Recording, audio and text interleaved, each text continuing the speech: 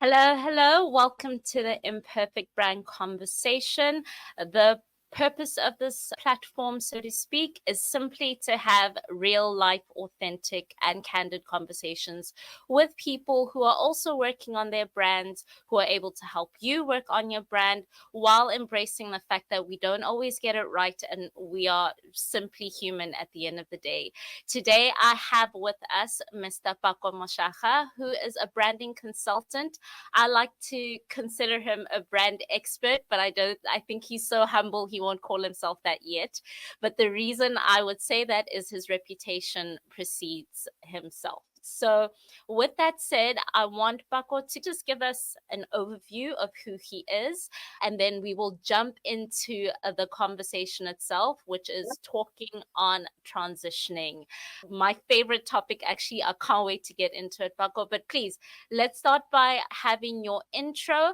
But before we do that, and before I forget, this conversation is pre-recorded. However, Pako and I are available in the comment section or in our direct messaging on LinkedIn. Sorry about that.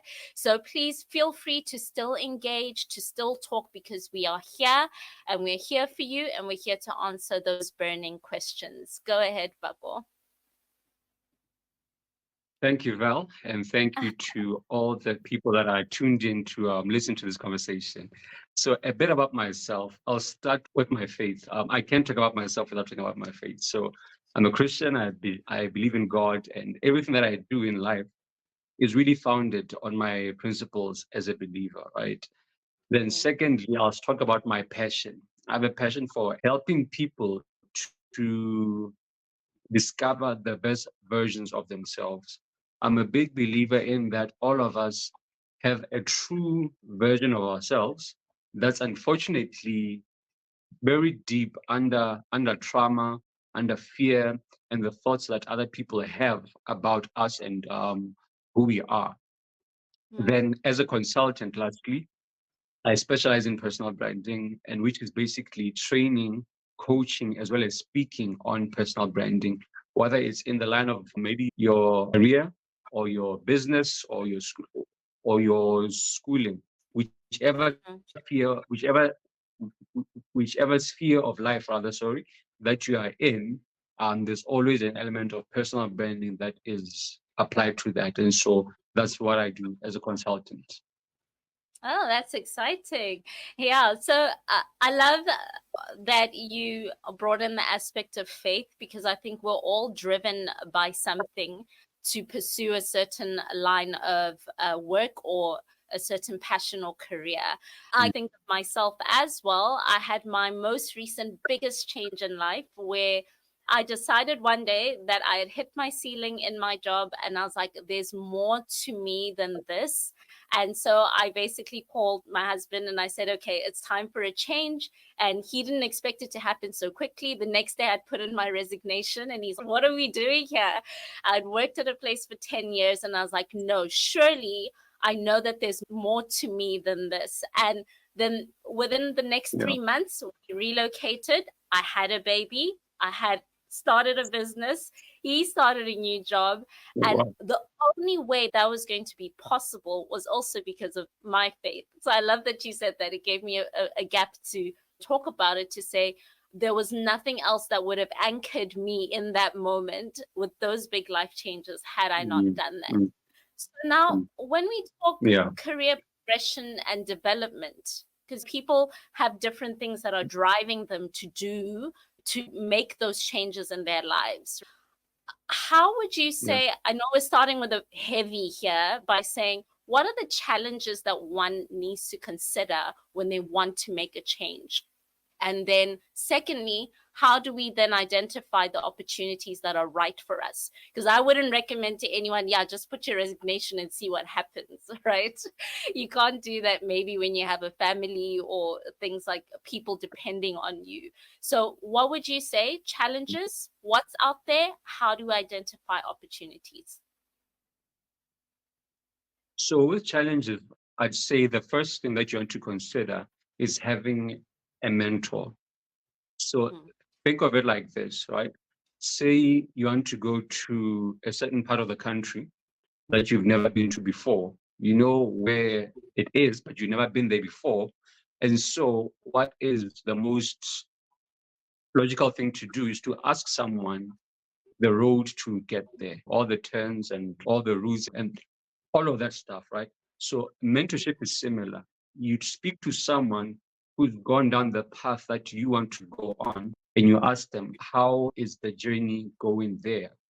And they tell you of the type of road that you can expect, of the potholes along the way, of maybe shortcuts that you can take, and basically everything that you need to know about the journey before you take on that journey, so that Mm, mentally you are prepared, and also you ensure that you have all the right resources that you mm, need for that journey.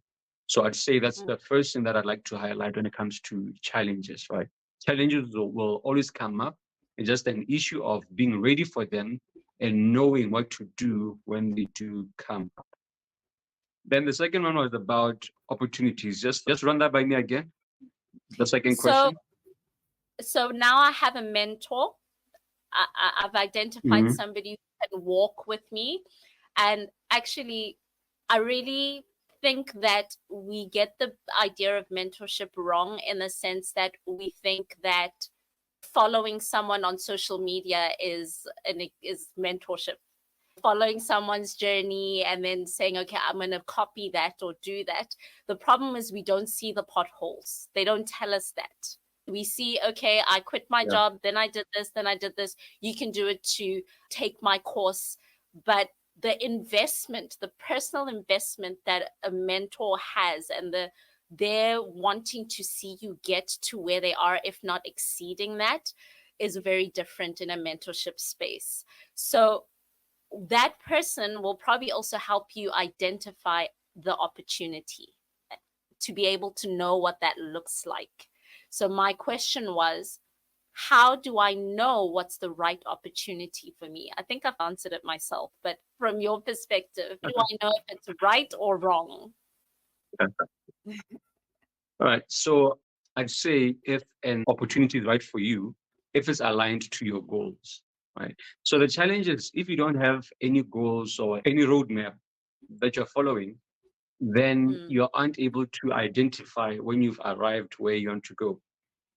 yeah. Going back to what I was saying, right? So if you don't know where you are going, you never see when you arrive. So it's important that when you start out, there's a map that you're following. There are certain Yeah. milestones that you want to reach. And so that when you get to that point, you can go back to your map and say, okay, no, I've ticked off number one on my Mm, list, you know. So mm, in the absence of that plan, you really struggle because all opportunities look good. Every has some merit, but not yeah. every opportunity is for you, right? So it goes back Mm, to having a plan in place. With that plan and a bit of guidance, you can know what's right for you. And also, mm, it's important to think beyond the opportunity. If I'm given a role, right, I need to think what is this role leading me to? What's the next step mm, after this job? Is it leading me to somewhere I want to go, or am I taking it up just because of the money? Right. So you need to think, yeah. where is this taking me to? It's a step towards a certain direction. Is that the direction that I want to go in? I'd say that about opportunities. I really like that. It's not always just about the money. Uh, and to add on to that, it's also not always about your resume. You may have a flawless, excellent resume with 5 degrees and you have all of that stuff going for you. But this is where people like Pako come in and say, who do you need to become to be chosen above the rest? I read a Forbes study the other day that said that the global market has caught up to the idea that everyone needs to drive for excellence. The excellence message is basically known by everybody. Everyone knows that I need to be excellent at what I do. I need to show up. I need to do great work. Now, if you have 100 of us in a room and we're all excellent at what we do, what's going to make you stand out amongst the rest? And I'm a full believer that it has to be how you present yourself to the world with your personal brand.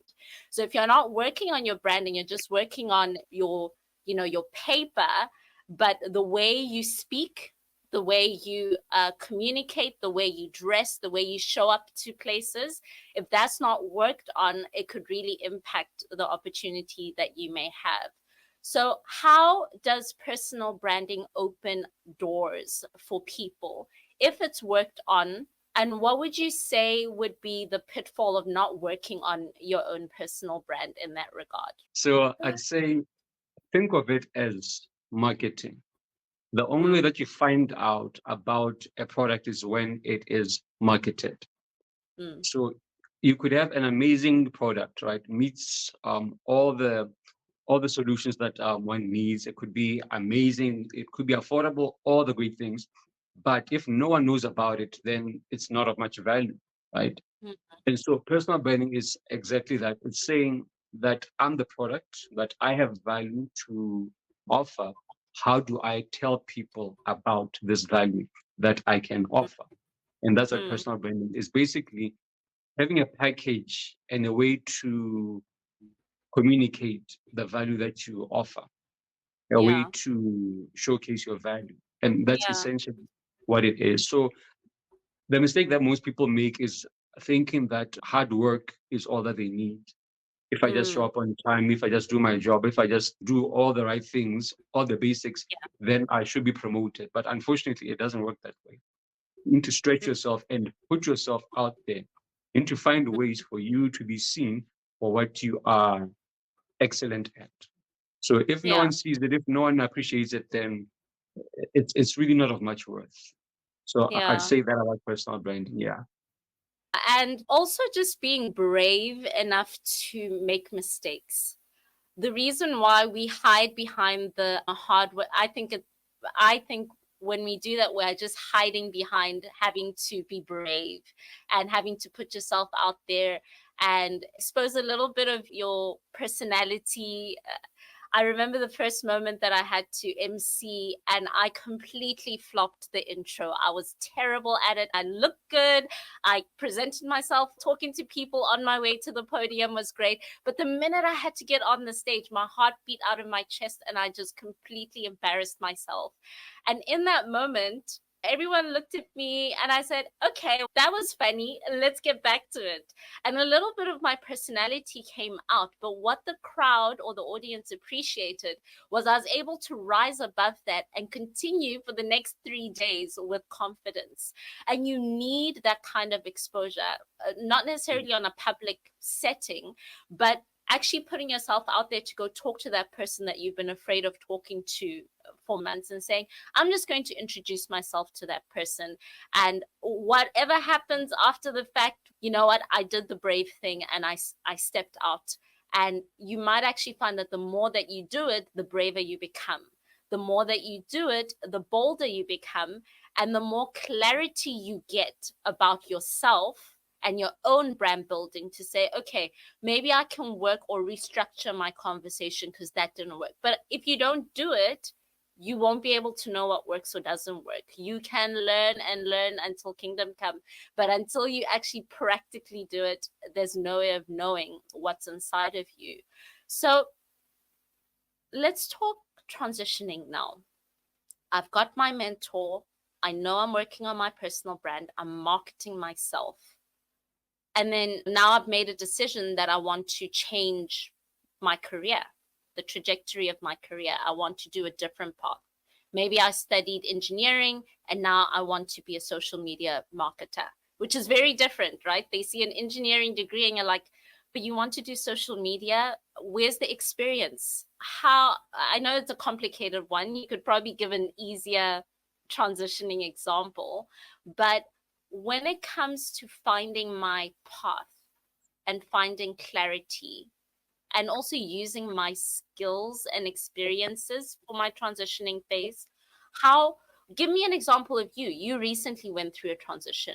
What did you do? All right. So my transition was in the same industry, so that helped. So I had the context, right?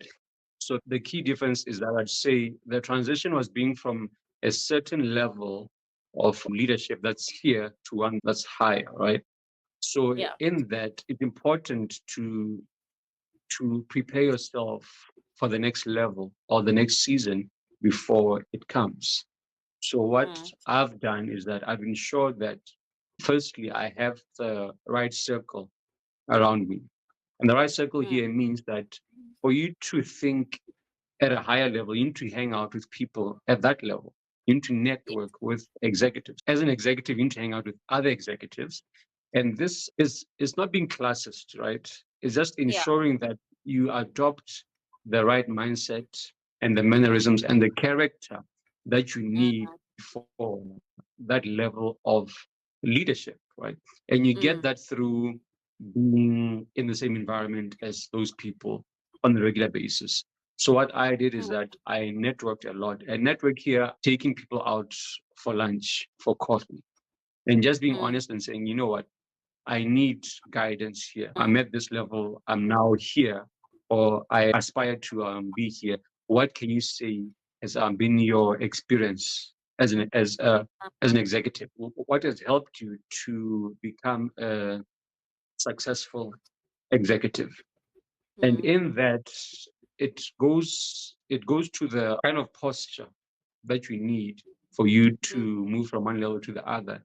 And part of that posture means being teachable, admitting mm. that you might have succeeded in this level, but that doesn't mean that your success in the next level is a sure thing, right? So Yes, you need to be teachable, be open to being taught, corrected, and unlearning certain things that you've held as the gospel, as the truth. yes, So yeah, it's very, very important to have that kind of character. So for me, that's what's really been helpful, that I admit where I'm out of my depth. I say, okay, I kind of have an idea, but I need someone to help me here. So definitely networking one-on-one like that helps. Another yeah, element is reading books. So I know reading is something that some people love, some people don't love so much. So I'd say developing a reading habit is very, very important because there are a lot of lessons that are basically hidden in those pages. So that's my few thoughts on that. yes. Being teachable is definitely a big deal. And I also think that teachability creates something more sustainable for you in terms of building momentum for your career. When there are people who can make it and they're full of pride or ego and they kind of just step over other people, but that doesn't last. They actually get to a point where they reach a plateau and they can no longer go further because they've burnt bridges, they've hurt relationships below them, and then it just makes it very complicated. And I think that's also something we don't talk about, right? We talk about the being teachable part, but we very rarely hear people talk about I burnt bridges and it was very hard for me to progress from there. And it also still boils back down to how do I build my brand from the beginning? Do I come in and present myself as somebody who knows it all? So you don't need to teach me anything. You must listen to me. Or do I come and say, I'm here to learn just as much as you are here. I may be the consultant, I may be the expert, but I know that there's something I can learn from you at the end of this process. And it also makes for great leaders. People who are willing to listen more than speak really does create an impact in the lives of those they're influencing. So when we are changing roles or changing career paths, like the example I gave earlier of engineer to social media person, what ends up happening is because I was teachable in the process and I was transparent enough to say, guys, I have an engineering background, but I know that there's something of value I can bring to you in the social media space. That in itself wins hearts over because we are emotionally driven beings, right? So when you tag at my emotion, where I feel like, wow, you're really invested in my process here. I don't care what your background was 3 months ago. I just know that you can lead me into the next phase of my life. I think that's a winning strategy already. And when we are doing this role changing, like you just did, you obviously have your personal life and your personal brand, but you also have a brand that you present in the professional space. Do you think that's a reality or is it all jumbled up in one? because I've had this question a lot where CEOs or other executives say to me, but how do I separate personal from my career? Because I have to be a boss, but you're also asking me to be my authentic self. How do I balance that if you've never done it before? So I'd say that having a personal brand is not meant to be like a job or a task. It's not acting. If you do that, you are basically being more of a con because you're presenting yourself as someone that you actually are not. In personal branding, it's basically saying that I want to showcase who I am in a manner that is intentional and very strategic as well. So it's about being authentic and wanting to show off your best sides. So your best sides being your skills, your talents, and the way that you present yourself, the way that you dress up to work, at Mm, events, at church, at the mm, socials, wherever it is, you are saying, I want to be intentional about how I show up and which parts of me I basically magnify, right? mm, So it's about being authentic and then packaging that authenticity. So the way that I am online needs to be the same way mm. that I am offline. If I'm a certain guy online, then offline I'm a different character. Then there's a problem, right? Yeah. Yes. So it comes down to one of the basics in personal branding being values, right? So Mm, as a corporate has values that guide it, as an individual, you need to have a set of fixed values that you live by. And your uh-huh. values guide your character and your behavior and how you speak about Mm, yourself, how you speak about other people will always mm, reflect what your values are. mm, So you need to have that set of values that you say, not, I'm going to live by these 4 or 5 values.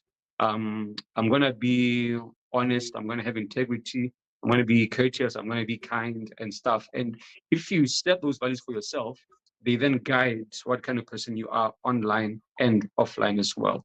So you need to mm. be consistent and authentic. Yeah.